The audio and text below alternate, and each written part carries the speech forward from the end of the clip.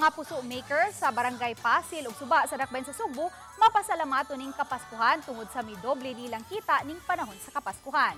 Ang detalye mubalik si Femari Dumabo.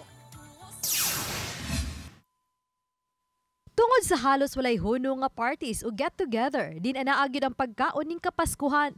Kauban ng lechon, mga puso ang lakip sa bida sa manghandaan.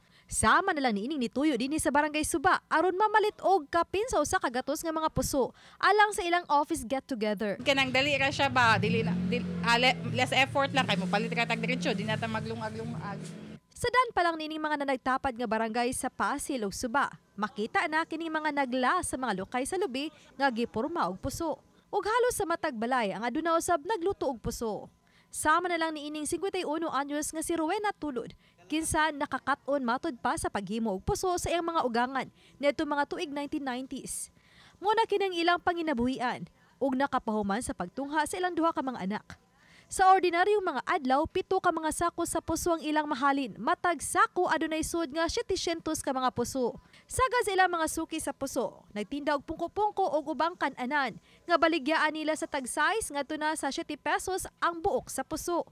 Og ning kapaskuhan, doble o di ba ka usahay triple ang ilang kita.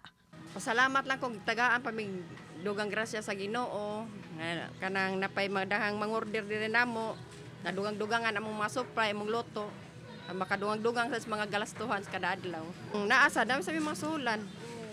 Sweldohan mga tao. So kung merry yung Christmas, merry po nila ha. Kanam saktom sad sila sa ilang sweldo.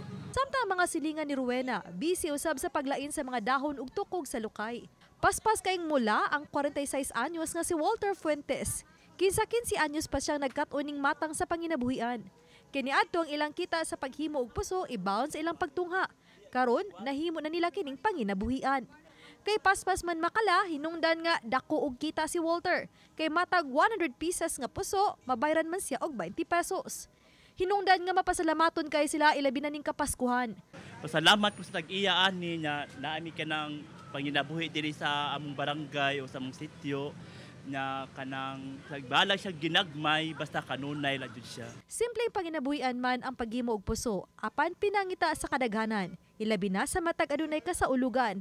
Hinungdan nga nagpasabot kini og dakong kita sa mga taga Suba Pasil sa Dakbayan sa Subo. Uban ni Cleofer Lumayag, ako si Femari Dumabok. O kini ang akong special report.